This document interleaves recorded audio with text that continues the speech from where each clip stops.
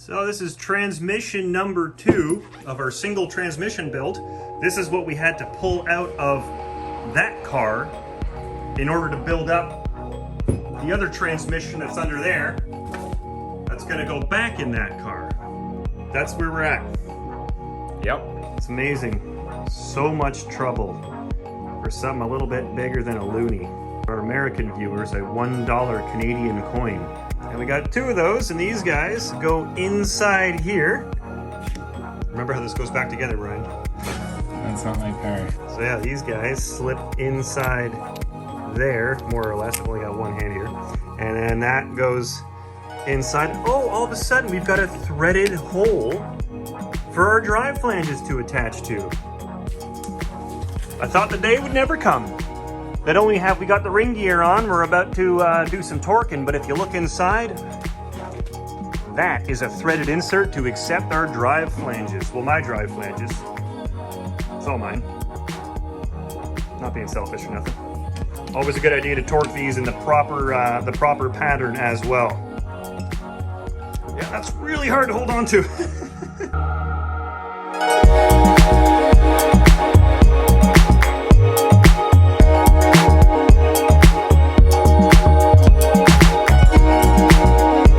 So we just did a little time lapse there of us doing a running torque on it. This thing, you want to make sure that these actually aren't supposed to spin too freely. There's a little bit of resistance that you need on them, and depending on what transmission and manufacturer, yada yada yada, you got to make sure you fall within a few different numbers. So we had everything bolted together and torqued down to spec without any of the gears, so we can see exactly how much resistance it takes to turn this thing, and everything is looking just fine.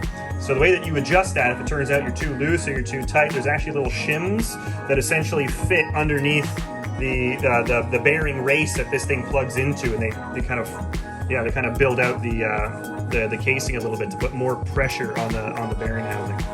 Yeah, we're getting there. Preload is set, so get the gear stacks back in and hopefully get this back in the car at some point in the next year. He said it, not me.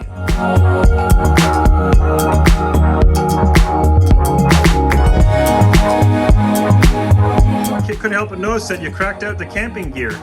Yeah, just frying up some 5th gear here, you know. How do you like your 5th gear? Stripped. Hey.